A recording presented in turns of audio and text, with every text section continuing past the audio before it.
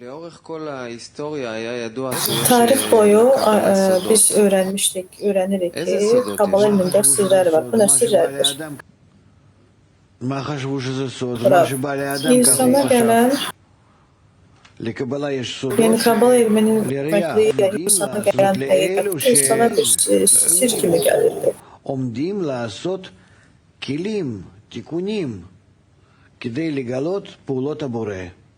סך הכל כל Yəni המציאות Yaradanın זה פעולות əməllərini הבורא. aşkar eləmək üçün kilim qurmaq istəyən insanlardan söhbət gedir. Yəni hal-hazırda לפי mən חוק השתוות הצורה, וכמה שאני מסוגל oxşarlıq, להיות באותה forma נטייה. oxşarlıq prinsipinə əsasən nə şəkildə bu aşkarlığa gəlməyə hazıram yoxsa yox. Yəni başqa nə barədə burada düşünmək olar. Yəni biz kütlənin düşündüyü kimi deyil. Yəni görəsən insanın bədəni ilə bir ildən, 2 ildən sonra nə baş verəcək görəsən. Yəni siz buna sir deyirsiniz.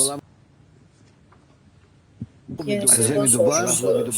Yəni bu dünya onsuz da yəni heç bir mənə daşımır. O barədə ümumiyyətcə danışılmır. Yalnız bu dünyada olan istirablar, insanın aşkar etdiyi istirabların kəmiyyətindən danışılır. Yəni nə dərəcədə insanlar yəni almaq istəyinə nail olmaq yolunda istirablardan keçirsə bu barədə danışır.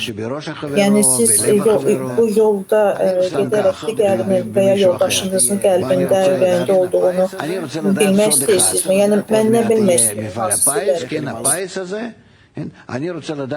Yəni mən düşünürəm ki, görəsən hansı rəqəmlər mənə uğur gətirəcək, buna mən sir deyirəm. Və sənin hansı sirlərin var ki, hansı sirləri aça bilərsən bizim üçün? Məsəl üçün, sabah soyuq olacaq, isti olacaq, hə? Yoxsa belə deyək, sənin üçün vacib olan bir ekskursiyaya yola düşürsən.